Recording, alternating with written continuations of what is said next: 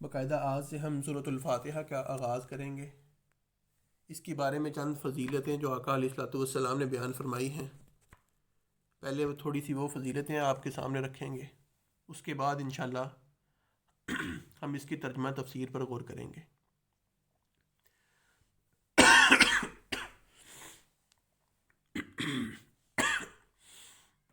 سورۃ الفاتحہ باقاعدہ یہ ایک دعا بھی ہے، اس کو قرآن کریم کا مغز بھی کہا گیا ہے، ام القرآن بھی کہا گیا ہے۔ اس کو الرقیہ یعنی دم کا لفظ بھی دیا گیا ہے کہ اس کے ذریعے دم بھی کیا جا سکتا ہے۔ سیدنا عبداللہ بن عباس رضی اللہ تعالیٰ عنہ فرماتے ہیں، حضرت جبرائیل علیہ السلام ایک دن آقا علیہ الصلوۃ والسلام کی بارگاہ میں تشریف فرما تھے۔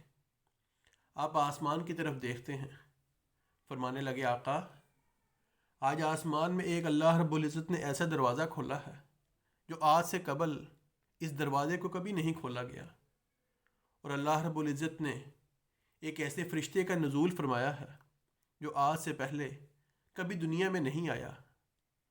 وہ خاص آپ کے پاس آیا ہے اور آپ کو 2 انعامات سے نوازنے آیا ہے، اور وہ 2 انعامات ایسے ہیں کہ آج سے قبل کسی انبیاء کو نہیں نازل کیے عطا کیے گئے۔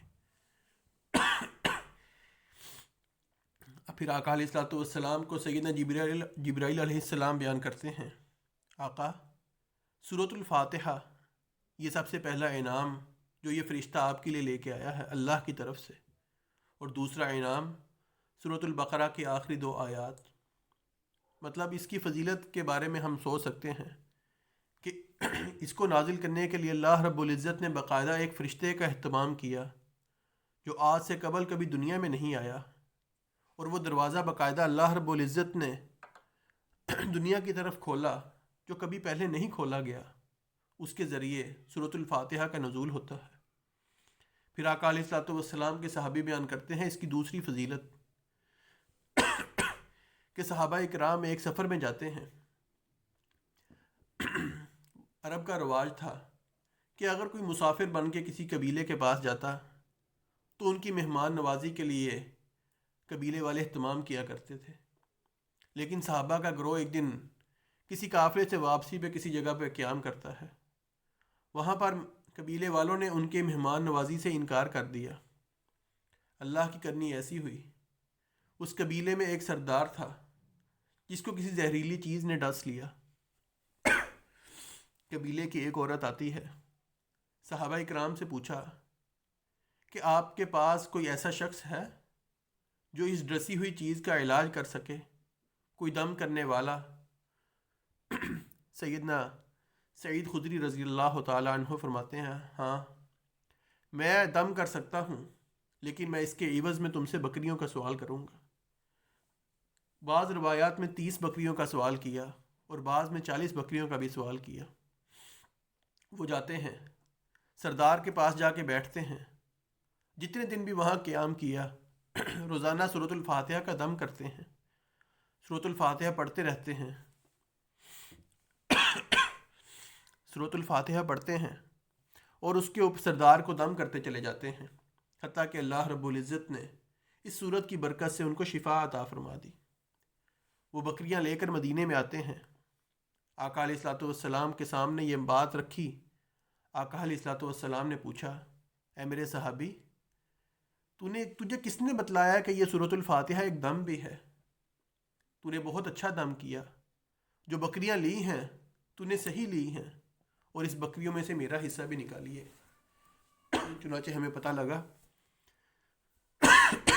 بیماری کے ایام میں یا عام حالات میں ہمیں سورۃ الفاتحہ پڑھ کے اپنے اوپر دم کرنا چاہیے، انشاءاللہ اس کے اچھے اثرات ہماری زندگی پہ مرتب ہوں گے۔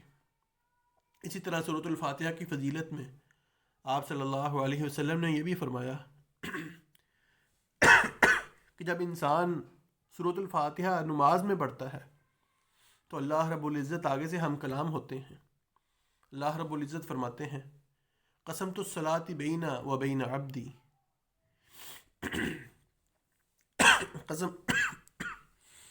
قسمت الصلاۃ بینی و بین عبدی، کہ میں نے نماز کو اپنے اور اپنے بندے کے درمیان تقسیم کر لیا ہے۔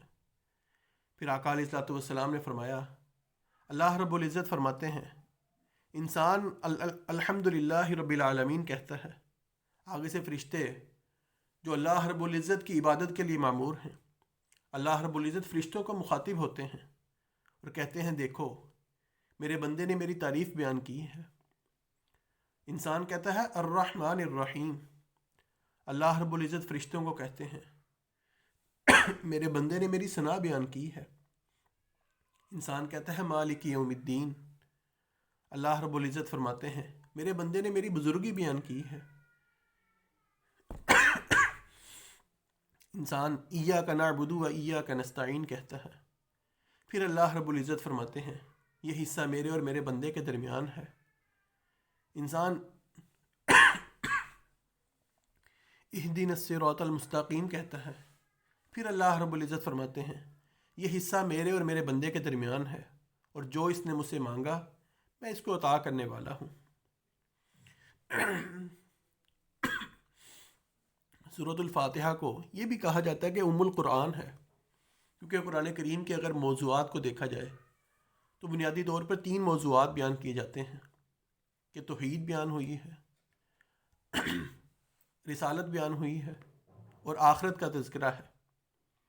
سورۃ الفاتحہ کو دیکھا جائے الحمد للہ رب العالمین الرحمن الرحیم، یہاں تک اللہ رب العزت نے توحید بیان فرما دی۔ مالک یوم الدین، اس میں اللہ رب العزت نے آخرت کا تذکرہ فرما دیا کہ ایک جزا سزا کا دن بھی مقرر ہے۔ پھر آگے ایاک نعبد و ایاک نستعین اہدنا الصراط المستقیم صراط الذین انعمت علیہم، کہ وہاں رسالت کا تذکرہ فرما دیا کہ سیدھے راستے کا جو سوال کیا جا رہا ہے وہ سیدھا راستہ آخر کون سا ہے، جس کو اللہ رب العزت نے قرآن کریم میں دوسرے مقام پر ارشاد فرمایا کہ راستہ ان لوگوں کا، انبیاء کا، صالحین کا، صدیقین کا، شہداء کا، یہ وہ راستہ جو انبیاء کا راستہ تھا۔ چنانچہ سورۃ الفاتحہ کے اندر اللہ رب العزت نے توحید کو بھی بیان فرما دیا، رسالت کا تذکرہ بھی فرما دیا، اور آخرت کا تذکرہ بھی فرما دیا۔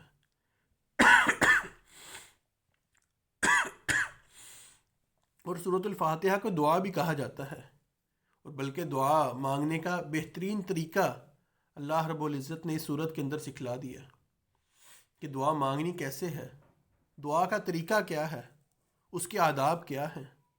شروع میں اللہ رب العزت نے فرمایا الحمد للہ رب العالمین، کہ اللہ رب العزت کی حمد و ثنا کو بیان کیا جائے۔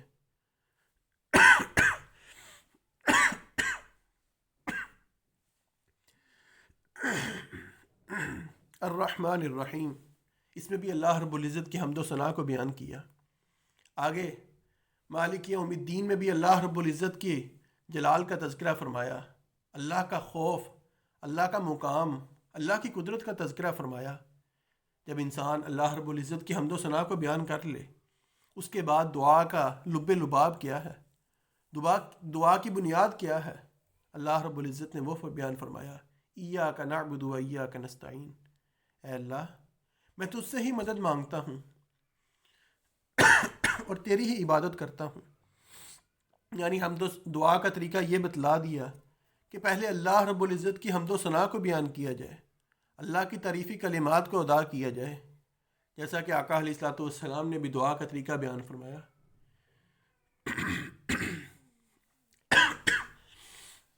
آقا علیہ الصلوۃ والسلام نے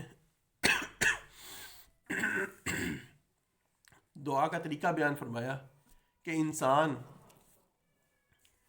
سب سے پہلے اللہ رب العزت کی تعریفی کلمات کہے، اس کے بعد آقا علیہ الصلوۃ والسلام کی ذات مبارک پہ درود و سلام بھیجے، درود و سلام بھیجنے کے بعد اپنے آپ کے گناہ اللہ رب العزت کے سامنے رکھے، پھر اللہ رب العزت اس کی دعا کو قبولیت سے نوازتے ہیں۔ بلکہ سیدنا عمر رضی اللہ تعالیٰ عنہ فرماتے ہیں جو شخص دعا تو کرتا ہے لیکن دعا کے اندر آقا علیہ الصلوۃ والسلام کی ذات مبارک پہ درود نہیں بھیجتا، اس کی دعا آسمان اور زمین کے درمیان لٹکا دی جاتی ہے، حتیٰ کہ وہ درود و سلام بھیجے تو اس کی دعا آسمانوں پر چڑھتی ہے، وگرنہ اس کی دعا آسمان پر جاتی ہی نہیں۔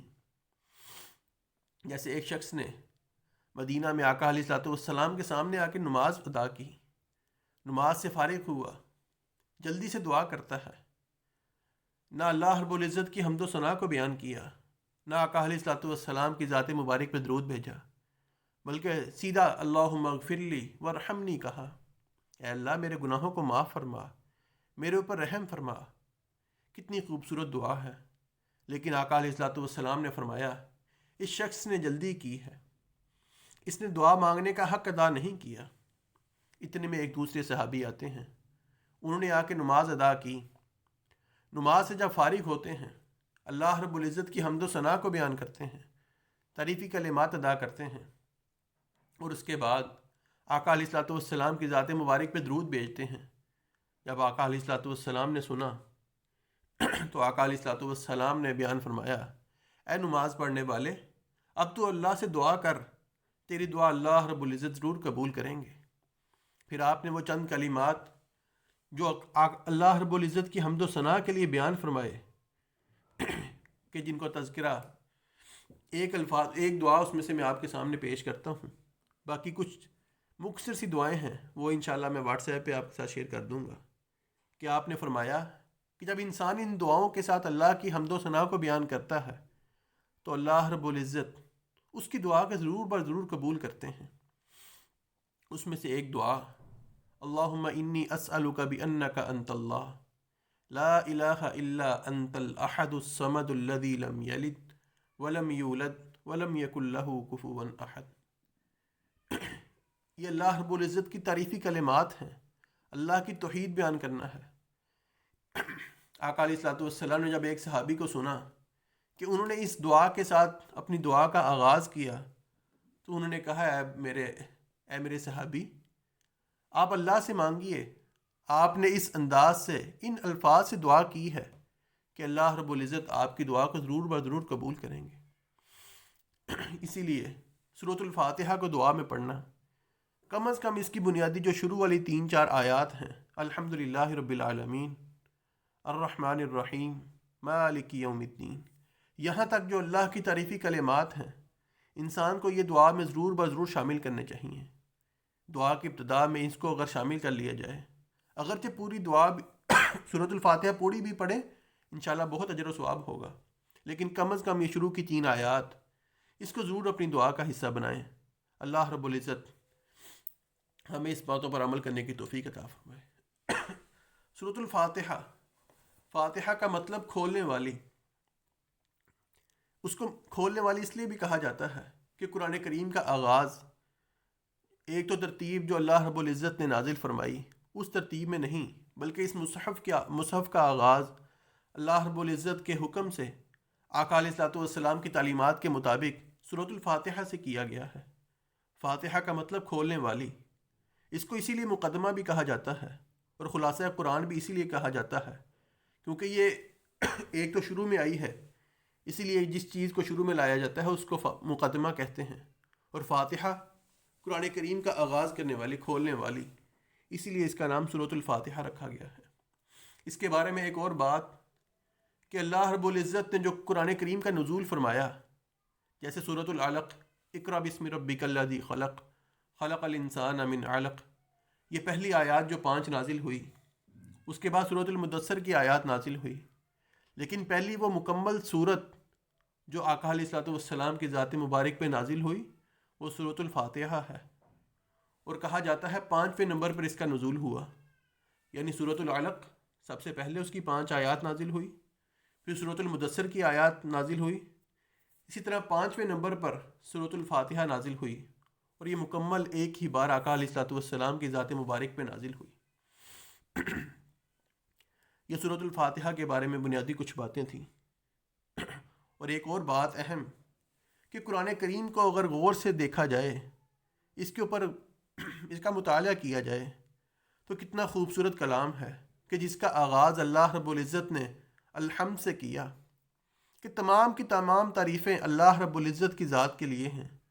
انسان کے پیدا کرنے کا مقصد بھی یہی کہ انسان اپنے اللہ کی تعریف کرے، اس کی عبادت کرے، اور قرآن کریم کا جو اختتام فرمایا، قل اعوذ برب الفلق قل اعوذ برب الناس، اے اللہ، علماء نے اس کا فلسفہ بیان کیا کہ اے اللہ، ہم تو نے ہمیں زندگی نوازی کہ ہم تیری عبادت کر سکیں، تیری تعریف کر سکیں، لیکن تیرے راستے میں رکاوٹ جو بھی چیز بنے گی ہم تجھ ہی سے اس سے پناہ مانگتے ہیں۔ کبھی راستے میں مال کا لالچ آئے گا، کبھی اولاد کی وجہ سے انسان اللہ سے دور ہوگا، کبھی کاروباری مسائل ہوں گے، کبھی دنیا کی مشکلات ہوں گی۔ اللہ، ہم ہر چیز میں تیری ہی پناہ چاہتے ہیں، ہمیں ہر چیز کی رکاوٹ سے دور کر اور اپنی تعریف کرنے کے قابل بنا۔ ہمیں یہ موقع عنایت فرما کہ ہم جتنی زندگی ہے تیری عبادت کر سکیں، تیری تعریف کر سکیں۔ اللہ رب العزت ہمیں اپنی تمام بقیہ زندگی میں ہمیں، ہماری آنے والی نسلوں کو، ہمارے عزیز و اقارب تمام رشتہ داروں کو اللہ رب العزت جب تک زندہ رکھے، آقا علیہ الصلوۃ والسلام کی تعلیمات کے مطابق زندہ رکھے، اور اللہ رب العزت ہمیں اپنی تعریف کرنے والا بنائے، ہمیں اس صف میں شامل فرمائے جو اللہ کی عبادت میں اپنے دن لیل و نہار کو گزارتے ہیں۔ اللہ رب العزت ایمان کے اوپر ہی ہمارا خاتمہ فرمائے۔ بسم اللہ الرحمن الرحیم۔ شروع کرتے ہیں اللہ رب العزت کے بابرکت نام سے جو نہایت رحم کرنے والا ہے اور بہت بہت مہربان اور نہایت رحم کرنے والا ہے۔ الرحمن الرحیم۔ رحمان کا تعلق اور الرحیم کا تعلق، یہ دونوں کا تعلق اللہ رب العزت کے ساتھ ہے، لیکن اس میں کچھ علماء نے فرق بیان فرمایا ہے کہ الرحمن کا مطلب کہ جو اس کی رحمت وسیع ہے، عام ہے، اور ایک دعا میں بھی آتا ہے رحمان فی الدنیا و رحیم فی الآخرہ، کہ رحمان کا تعلق دنیا میں ہر انسان کے ساتھ ہے، چاہے وہ انسان مسلمان ہے، مومن ہے یا کافر ہے۔ اللہ رب العزت کی رحمت اس کو وسیع ہے، حیوانات کو، حتیٰ کہ چرند پرند، درختوں کو، پتھروں کو، جس چیز کو بھی اللہ رب العزت نے رزق سے نوازا ہے، یہ اللہ رب العزت کی صفت رحمان کا اس کے ساتھ تعلق ہے، جو ہر بندے کو وسیع ہے، ہر بندے کو مشتمل ہے۔ لیکن الرحیم جو ہے یہ اللہ رب العزت کی خاص صفت ہے، جو صرف اللہ رب العزت آخرت میں اپنے نیک بندوں کے ساتھ اس کا معاملہ فرمائیں گے۔ وہاں کافروں کو یا پتھروں کو یا درختوں کو اللہ رب العزت وہ انعامات نہیں نوازیں گے جو اللہ رب العزت اپنے نیک بندوں کو نوازیں گے۔ لہٰذا رحمان کا تعلق عام ہے، اس میں کفار کو جو اللہ رب العزت رزق دیتے ہیں، اولاد دیتے ہیں، ان کی حاجات کو پورا کرتے ہیں، وہ رحمان کے اندر آ گیا۔ لیکن رحیم کا تعلق صرف اللہ کے خاص بندوں کے ساتھ ہے، جن کو آخرت میں اللہ رب العزت انعامات سے نوازیں گے۔ شروع کرتے ہیں اللہ کے نام سے جو بہت مہربان اور بہت رحم کرنے والا ہے۔ الحمد للہ رب العالمین۔ الحمد للہ رب العالمین۔ تمام کی تمام تعریفیں اللہ رب العزت کی ذات کے لیے، ہر طرح کی تعریف اللہ ہی کے لیے ہے، رب العالمین جو تمام جہانوں کا پروردگار ہے۔ الحمد کا تعلق دنیا کی ہر نعمت سے ہے۔ ایک ہوتا ہے کسی کی حمد کرنا اور کسی کی تعریف کرنا، مطلب تعریف کرنا اور شکر کرنا، اللہ رب العزت کی حمد و ثنا کو بیان کرنا۔ انسان دنیا میں کسی بھی چیز کی تعریف کرے گا، مثال کے طور پہ میں اپنے والدین کی تعریف کرتا ہوں، میں کسی نیک انسان کی تعریف کرتا ہوں، میں اپنے استاد کی تعریف کرتا ہوں، یا مجھے کوئی آسمان بہت خوبصورت نظر آ رہا ہے، میں اس کی تعریف کرتا ہوں۔ یہ اللہ رب العزت کی بھی اس میں تعریف بیان ہو رہی ہے، کیونکہ اللہ رب العزت ہر چیز کو پیدا کرنے والے ہیں۔ وہاں جہاں انسان اپنے والدین کی، اپنے اساتذہ کی تعریف کر رہا ہے، وہاں انسان جانے انجانے میں اللہ رب العزت کی بھی تعریف کر رہا ہے، کیونکہ اللہ رب العزت ہی کی ذات نے اس کو پیدا کیا ہے۔ اور آقا علیہ الصلوۃ والسلام نے بھی فرمایا کہ انسان کے اوپر اللہ رب العزت کی ہر نعمت کا شکر ادا کرنا ضروری ہے، اور یہ بھی فرمایا وَإِن تَعُدُّوا نِعْمَةَ اللَّهِ لَا تُحْصُوهَا، انسان اگر اللہ کی نعمتوں کو شمار کرنا چاہے تو شمار بھی نہیں کر سکتا۔ مطلب اللہ کی ہر نعمت کا شکر بھی ادا کرنا ہے، لیکن اللہ کی نعمتوں کو ہم شمار بھی نہیں کر سکتے۔ پھر آپ علیہ الصلاۃ والسلام نے ہماری رہنمائی فرمائی کہ انسان اللہ رب العزت کی ہر نعمت کا شکر ادا کرنا چاہتا ہے تو لفظ الحمدللہ کے ساتھ کرے۔ انسان الحمدللہ کہے، اس کے اندر اللہ کی تمام نعمتوں کا شکر ادا ہو جاتا ہے۔ کثرت سے اس ذکر کو اپنی روزمرہ کی زندگی میں اپنائیے، کیونکہ آپ نے یہ بھی فرمایا انسان ایک مرتبہ الحمدللہ کہتا ہے، وہ ترازو جو اللہ رب العزت نے قیامت کے دن قائم کرنا ہے، اس کا ایک پلڑا کتنا وہ بڑا ترازو ہوگا کہ جو انسان کے نامہ اعمال کو تولے گا۔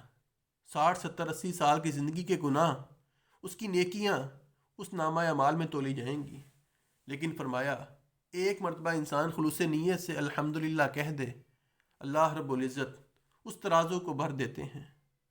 صرف ایک دفعہ الحمدللہ اپنے دل سے کہہ کے دیکھیں، انسان کے نامہ اعمال میں کتنی نیکیاں لکھ دی جاتی ہیں، ہم اس کا تصور نہیں کر سکتے۔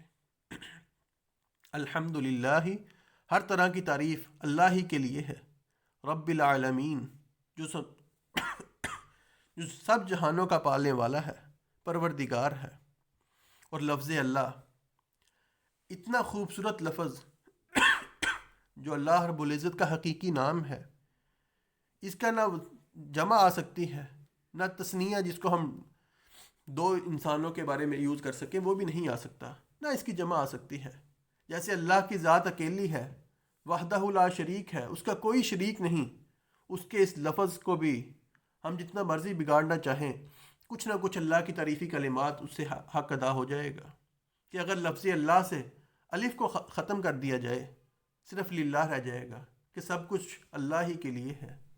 اگر ایک اور لام کو ختم کر دیا جائے، للہ رہ جائے گا، بلکہ اگر ایک اور لام کو ختم کر دیا جائے تو لہو رہ جائے گا۔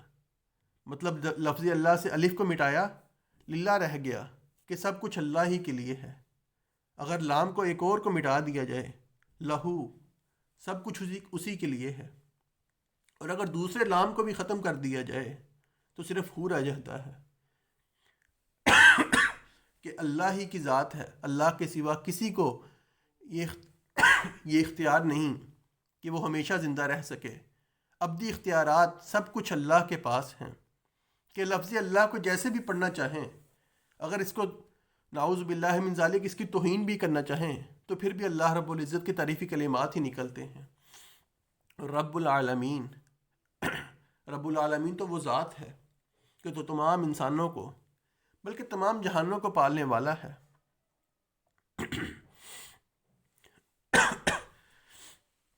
اگر آج مجھے کسی کو 2 وقت کی روٹی دینا پڑ جائے، کسی کی ذمہ داری میرے اوپر سونپ دی جائے، تو میں اس کی ذمہ داری کو ادا کرنا بہت سمجھتا ہوں، لیکن وہ پالنے والی ذات جو ریل مچھلی، صرف ایک ریل مچھلی کی خوراک ایک وقت کی 28 ٹن بنتی ہے، وہ اس کو بھی رزق دینے والا ہے۔ وہ چرند پرند کو بھی رزق دینے والا ہے، وہ کیڑیوں کو بھی رزق دینے والا ہے، وہ حیوانات، حشرات، انسانوں کو تمام کو رزق دینے والا ہے۔ رب العالمین کی ذات تمام جہانوں کے لیے وہ رب ہے، اور عالم کا تعلق ہر اس چیز کے ساتھ ہے جو اللہ کے علاوہ ہے۔ مطلب اللہ رب العزت کی ذات کے علاوہ سب کچھ عالم میں شمار ہوتا ہے، لیکن جو یہاں عالمین کا لفظ آیا، جو جمع کا لفظ آیا، وہ اس وجہ سے آیا کہ یہاں جنس مراد ہے۔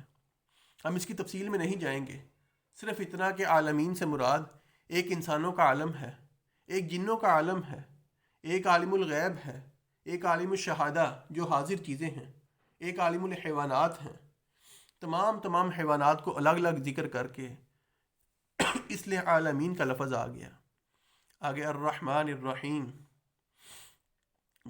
جو بہت مہربان اور نہایت رحم کرنے والا ہے۔ اس کی وضاحت ہم پہلے کر چکے ہیں کہ الرحمن کا مطلب اس کی عام رحمت ہے جو دنیا میں مراد ہے، جو کافروں کو بھی مراد ہے، نیک انسانوں کو بھی مراد ہے۔ اور الرحیم جو خاص مومنوں کے لیے اللہ رب العزت نے قیامت کے دن اپنی رحمت کو رکھا ہے، یہاں وہ مراد ہے۔ مالک یوم الدین، روز جزا و سزا کا مالک ہے۔ اللہ رب العزت کی ذات مالک یوم الدین، قیامت کے دن کا مالک ہے، یعنی جس دن جزا و سزا کا تصور ہوگا، جس دن اللہ کے ہاں پیشی ہوگی، اس کا جو مالک ہے وہ اللہ رب العزت کی ذات ہے۔ یہاں اللہ رب العزت کے مقام کا تذکرہ ہے، اللہ کے روب کا، اللہ کے جلال کا تذکرہ ہے کہ وہ تصور جو آقا علیہ الصلوۃ والسلام نے ہمارے سامنے پیش کیا کہ جس دن انسان کے نامہ اعمال اس کے سامنے کھول کے رکھ دیے جائیں گے۔ آج دنیا میں گناہ بھی کرتا ہوں، لیکن بظاہر لوگوں کے سامنے نیک بن کے اپنے آپ کو ظاہر کرتا ہوں، اللہ میرے گناہوں پہ پردہ ڈالتے ہیں۔ اللہ رب العزت سے دعا ہے جیسے اللہ رب العزت نے دنیا میں ہم سب کے گناہوں پہ پردہ ڈالا ہے، اللہ رب العزت آخرت والے دن بھی میرے اور آپ کے گناہوں کے اوپر پردہ ڈال کے ہمیں اللہ رب العزت اپنی رحمت میں لپیٹ کے جنت الفردوس کا داخلہ نصیب فرما دے۔ لیکن آپ نے اس دن کی سنگینی کو بیان فرمایا کہ انسان کی زبان کے اوپر، انسان کے ہاتھوں کے اوپر اللہ رب العزت تالے لگا دیں گے، پھر انسان کے تمام اعضاء بول بول کر گواہی دیں گے۔ یعنی انسان کے اگر کسی ہاتھ نے چوری کی ہے، وہاں انسان کی زبان نہیں بولے گی، بلکہ انسان کے ہاتھ بولیں گے، ہاں میں نے یہ گناہ اپنے ہاتھ سے کیا تھا۔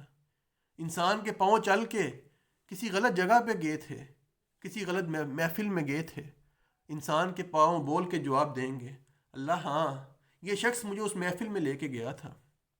پھر آپ نے تو یہ بھی بیان فرمایا کہ سیدہ عائشہ بیان کرتی ہیں، آقا آپ نے یہ بیان فرما دیا کہ وہاں انسان نیک بھی کھڑے ہوں گے، بدترین انسان بھی ہوں گے، مرد بھی ہوں گے، عورتیں بھی ہوں گے، لیکن اللہ کی بارگاہ میں تمام کے تمام لوگ ننگے بدن ہوں گے، ہمارے اوپر کپڑے بھی نہیں ہوں گے۔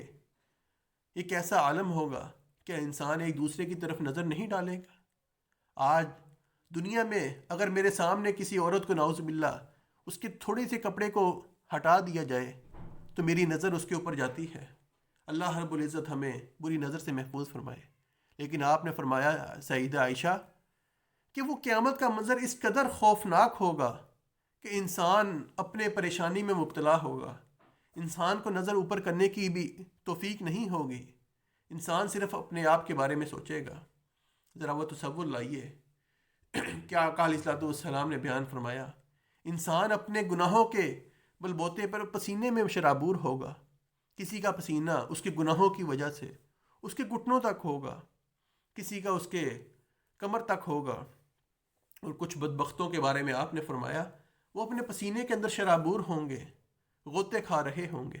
اللہ رب العزت ہمیں اس دن کی سختیوں سے محفوظ فرمائے۔ آج اگر میں اپنا اور آپ اپنا حساب کتاب لگانا چاہیں، پیشی کبھی اپنے اکیلے بیٹھ کر ذرا تصور کیجئے، آج فجر کی نماز سے لے کر رات 10:30 کا وقت ہے، ذرا اپنا حساب لگائیے میں نے کتنے گناہ کیے ہیں کہ فجر کی نماز کے وقت میں لیٹ اٹھا، میری نماز بھی قضا ہو گئی، اس کے بعد میں نے اذکار بھی مکمل نہیں کیے، پھر میں نے سوشل میڈیا کا یوز کیا، اس کا غلط استعمال کیا، کسی کے ساتھ میں نے جھوٹ بولا، کسی کے اوپر ظلم و زیادتی کے ساتھ پیش آیا، کسی کا میں نے مذاق اڑایا، کسی کو میں نے برا بلا کہا، گالی دی۔ البتہ پورے دن کا حساب کتاب لگائیں تو میں اور آپ اپنے گناہوں کو یاد کر کے شرمندہ ہو سکتے ہیں۔ وہ اللہ کے سامنے جب 70-80 سالوں کا ہمارا ریکارڈ ہوگا تو میں اور آپ کس منہ سے اللہ رب العزت کے سامنے جائیں گے؟ اللہ رب العزت بس ہمیں اس دن اپنی پیشی سے محفوظ فرمائے۔ اور آپ نے فرمایا کہ جس کا حساب کتاب لے لیا گیا، جس سے اللہ رب العزت نے یہ پوچھ لیا کہ یہ کام کیوں کیا، وہ اللہ رب العزت کی بارگاہ میں پھنس جائے گا، اس کا جواب اس کے پاس نہیں ہوگا۔ اسی لیے آقا علیہ الصلوۃ والسلام یہ دعا کثرت سے کیا کرتے، اللہم حاسبنا حسابا یسیرا، اے اللہ ہمارا حساب کتاب آسان لینا۔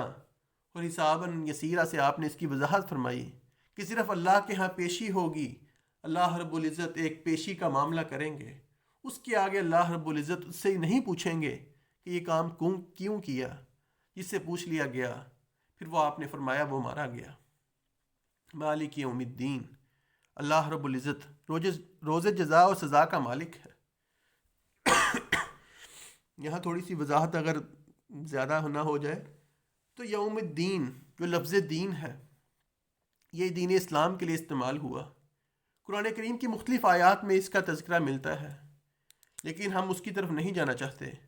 صرف ایک آیت اس کی وضاحت میں ہم دیکھیں گے، الیوم اکملت لکم دینکم واتممت علیکم نعمتی ورضیت لکم الاسلام دینا، کہ یہ آیت جب آقا علیہ الصلوۃ والسلام حجۃ الوداع کا خطبہ دے رہے تھے اس وقت نازل ہوئی، اور اس آیت میں لفظ دین کا استعمال ہوا، جس کا مفہوم، جس کا معنی علماء نے یہ بیان کیا ہے کہ انسان کی مکمل ضابطہ حیات اللہ رب العزت نے دین اسلام کے اندر بیان کر دیا ہے۔ لیکن افسوس، میں آج دین اسلام کو ایک مذہب کے طور پہ استعمال کرتا ہوں، ایک مذہب کے طور پہ میں اس کو فالو کرتا ہوں، لیکن میں دین کے طور پہ اس کو فالو نہیں کرتا۔ علماء نے اس کی وضاحت میں یہ لکھا ہے کہ دین اور مذہب کے اندر فرق ہے۔ دین کے اندر معاشرت ہوتی ہے، معیشت ہوتی ہے اور سیاست ہوتی ہے۔ مطلب دین کا تعلق میری اور آپ کی اجتماعی زندگی سے بھی ہوتا ہے اور انفرادی زندگی سے بھی ہوتا ہے، یعنی معاشرت کہ لوگوں کے ساتھ میل جول رویہ کیسے رکھنا ہے، کاروباری مسائل ہوں گے، لوگوں کے ساتھ تعلقات ہوں گے، خاندانی مسائل ہوں گے، تمام اس کا تذکرہ دین اسلام کے اندر ہوتا ہے، دین کے لفظ کے اندر آتا ہے۔ معیشت، رزق حلال کمانا ہے، اس کو کیسے خرچ کرنا ہے، اس کے متعلق معاملات دین کے اندر بیان ہوتے ہیں۔ اور سیاست، جس کو آج ہم دین سے بہت دور کر بیٹھے ہیں، اس کا تعلق دین کے ساتھ ہے۔ جبکہ دوسری طرف مذہب صرف پوجا پاٹ کا نام ہے، صرف اپنے عقائد کا نام ہے، صرف رسومات کا نام ہے۔ آج میں اور آپ صرف دین اسلام کو مذہب کے طور پہ استعمال کرتے ہیں کہ 5 وقت کی نماز پڑھی، ذکر و اذکار کیے، اس کے علاوہ ہم دین اسلام کو دین میں نہیں لے کر آتے، اپنے دنیا کے معاملات میں، اپنی سیاست میں نہیں لے کر آتے۔ اور علماء تو یہاں تک لکھتے ہیں کہ دین اسلام کو مذہب کہنا، اس کا مطلب تو یہ ہے کہ کسی نے پی ایچ ڈی کی ہے، کسی نے ایم فل کیا ہے، ہم اس کو یہ کہیں کہ یہ میٹرک کیا ہے۔ مطلب مذہب بہت چھوٹی چیز ہے اور دین اسلام بہت بڑی اور اعلیٰ چیز ہے۔ دنیا میں اس وقت کوئی بھی دین اسلام کے علاوہ باقی نہیں رہا۔ یہودیت، عیسائیت، یہ صرف پہلے دین تو تھے، لیکن اب جب منسوخ ہو گئے صرف مذہب کا درجہ رکھتے ہیں۔ مذہب سے بڑھ کر اس کا دین سے کوئی تعلق نہیں۔ دین اسلام واحد دین ہے جس کا تعلق میری معیشت کے ساتھ بھی ہے، میرے معاشرے کے ساتھ بھی ہے، میرے سیاست کے ساتھ بھی ہے، میرے عقائد، میری رسومات، عبادت کے طریقے کے ساتھ بھی ہے۔ اللہ رب العزت ہمیں دین اسلام کو دین سمجھ کر عمل کرنے کی توفیق عطا فرمائے۔ میرا خیال ہے کہ بس کیا جائے تاکہ ایک حدیث بھی بیان کر لی جائے۔ انشاءاللہ طبیعت کی خرابی کی وجہ سے اس کو ہم تھوڑا سا ٹائم ابھی 35 منٹ تک ہی رکھیں گے۔ جیسے ہی طبیعت انشاءاللہ بحال ہوگی تو 5، 7، 10 منٹ کا اس میں اضافہ کیا جائے گا۔ آج کی ویسی مختصر سی گفتگو کا خلاصہ میں آپ کے سامنے پہلے رکھ دیتا ہوں کہ سورۃ الفاتحہ کی فضیلت میں ہم نے چند آیات، چند احادیث آپ کے سامنے رکھی کہ سیدنا جبرائیل علیہ السلام بیٹھے ہوئے تھے، آپ نے فرمایا آقا علیہ الصلوۃ والسلام کو مخاطب کر کے کہ آسمان دنیا پر آج ایسے فرشتے کا نزول ہوا ہے اور ایسے دروازے کے ذریعے ہوا ہے جو آج سے دروازہ پہلے کبھی نہیں کھلا۔ وہ سورۃ الفاتحہ اور سورۃ البقرہ کی آخری 2 آیات لے کر آپ کے پاس وہ فرشتہ اللہ کی طرف سے نازل ہوا ہے۔ پھر بکریوں والا واقعہ کہ ایک صحابی نے بکریوں کے عوض ایک سردار کو دم کیا جس کو کسی زہریلی چیز نے ڈس لیا تھا۔ اللہ رب العزت نے ان کو اس سورۃ البقرہ کی دم کرنے کی وجہ سے برکتیں بھی عطا فرمائی اور ان کی بیماری کو دور کر دیا۔ اسی طرح آقا علیہ الصلوۃ والسلام نے یہ فرمایا کہ اللہ رب العزت فرماتے ہیں سورۃ الفاتحہ کو میں نے اور اپنے بندے اور اپنے درمیان تقسیم کر لیا ہے۔ پھر اس کی وضاحت فرمائی۔ پھر یہ خلاصۃ القرآن بھی ہے کہ قرآن کریم کا جو 3 بنیادی مضمون ہیں، توحید، رسالت، آخرت، اللہ رب العزت نے تینوں اس کے اندر بیان فرما دیے۔ پھر الحمدللہ رب العالمین، تمام تعریفیں اللہ ہی کے لیے ہیں۔ رب العالمین، جو سب جہانوں کا پالنے والا ہے، پروردگار ہے۔ الرحمن الرحیم، جو بہت مہربان نہایت رحم کرنے والا ہے۔ اور رحمان کا تعلق اللہ کی صفت رحم ہر بندے کو شامل ہے، کفار کو، مسلمانوں کو، حیوانات کو، سب کو شامل ہے۔ الرحیم کا تعلق خاص آخرت کے ساتھ ہے، جو نیک بندوں کے ساتھ ہوگی۔ مالک یوم الدین، وہ ذات جو روز جزا و سزا کا مالک ہے، جس کے اختیار میں ہے۔ پھر قیامت کے بارے میں تھوڑا سا تذکرہ کیا، اس کی سنگینی کے بارے میں آپ کے سامنے کچھ باتیں اللہ رب العزت کے حکم سے ارشاد فرمائی۔ ایاک نعبد و ایاک نستعین، بلکہ یہ یہاں تک ہی پڑھا ہے، ایاک نعبد و ایاک نستعین، یہ انشاءاللہ کل پڑھیں گے۔ اور اس کے بعد جو آج کی ہمارے سبق کا اہم حصہ ایک حدیث ہے۔ سیدنا ابو ہریرہ رضی اللہ تعالیٰ عنہ بیان کرتے ہیں، یہ حدیث بھی صحیح بخاری اور صحیح مسلم کی متفق علیہ روایت ہے۔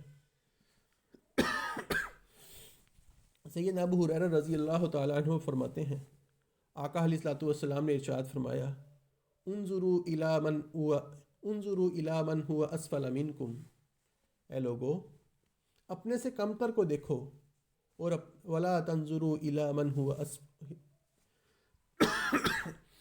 ولا تنظروا الی من هو فوقکم، اپنے سے بدتر کی طرف نہ دیکھو۔ فہو اجدر، یہ زیادہ مناسب ہے، زیادہ لائق ہے، اللہ تزدروا نعمت اللہ علیکم، کہ تم اللہ کی کسی نعمت کو حقیر نہ سمجھو۔ کہ آپ نے دنیا میں رہنے کا ایک طریقہ بیان فرمایا، اے لوگو اپنے سے کمتر کو دیکھو اور اپنے سے برتر کو نہ دیکھو۔ کہ دنیا میں انسان کے پاس مال نہیں ہے، انسان کے پاس دنیا کی آسائشیں نہیں ہیں یا کم ہیں، انسان اپنے سے بڑے کو دیکھے، میرے پاس تو ایک موٹر سائیکل ہے، وہ فلاں بندہ اس کے پاس گاڑی ہے۔ فرمایا نہیں، اپنے سے نیچے والے کو دیکھو، کہ اگر میرے پاس موٹر سائیکل ہے، اس کو دیکھو جس کے پاس سائیکل ہے، یا جس کے پاس سائیکل بھی نہیں ہے، اس کو چاہیے پیدل چلنے والے کو دیکھے، پیدل چلنے والے کو چاہیے اس بندے کو دیکھے جس کے پاس پاؤں میں جوتی نہیں ہے، اس کو چاہیے اس کو دیکھے کہ جس کی ٹانگیں ہی نہیں ہیں، جو ہاتھوں کے بل چل رہا ہے۔ فرمایا فہو اجدر، زیادہ مناسب ہے کہ تم اللہ کی کسی نعمت کو حقیر نہیں جانو گے۔ جب ایک سائیکل والا یہ دیکھے گا کہ یار میرے پاس اللہ نے مجھے سائیکل دیا ہے، وہ فلاں شخص جس کے پاس سائیکل بھی نہیں ہے، وہ بھی انسان آخر زندگی تو گزار رہا ہے، اللہ کا شکر ادا کرے گا، تو اللہ کی کسی نعمت کو پھر وہ حقیر نہیں جانے گا۔ لیکن دین کے معاملے میں یہ ہماری رہنمائی یہ کی گئی کہ جہاں دنیا کے معاملے میں اپنے سے نیچے والے کو دیکھنا ہے تاکہ اللہ کی نعمتوں کو ہم حقیر نہ جانیں، وہاں دین کے معاملے میں یہ رہنمائی کی گئی کہ اپنے سے اوپر والے کو دیکھا جائے، تاکہ انسان یہ دیکھے کہ میں 5 وقت کی نماز پڑھتا ہوں، میرا فلاں دوست وہ تہجد کا اہتمام بھی کرتا ہے، اشراق کا اہتمام بھی کرتا ہے۔ انسان اس کو دیکھ کر اپنی روٹین بنائے، کوشش کرے کہ میں تہجد کا اہتمام کروں۔ تہجد والے کو چاہیے اپنے سے برتر کو دیکھے کہ یار میں تو صرف تہجد پڑھتا ہوں، میرا فلاں دوست وہ تہجد سے پہلے اٹھتا ہے، قرآن کریم کی تلاوت کرتا ہے، اس کو یاد کرتا ہے۔ البتہ ہر بندہ اپنے سے اوپر والے کو دین کے معاملے میں دیکھے تاکہ انسان کو دین کا شوق پیدا ہو، انسان دوسروں کو دیکھ کر اپنی عادات کو اچھا کرے، اور دنیا کے معاملے میں اپنے سے نیچے والے کو دیکھے تاکہ اللہ کی کسی نعمت کو حقیر نہ جانے۔ اللہ رب العزت سے دعا ہے، اللہ رب العزت مجھے جو کہا اور جو آپ نے سنا، اس میں جو صحیح باتیں تھیں، اللہ رب العزت ان پر عمل کرنے کی توفیق عطا فرمائے۔ اگر کوئی کمی کوتاہی رہ گئی، اللہ رب العزت مجھے معاف فرمائے۔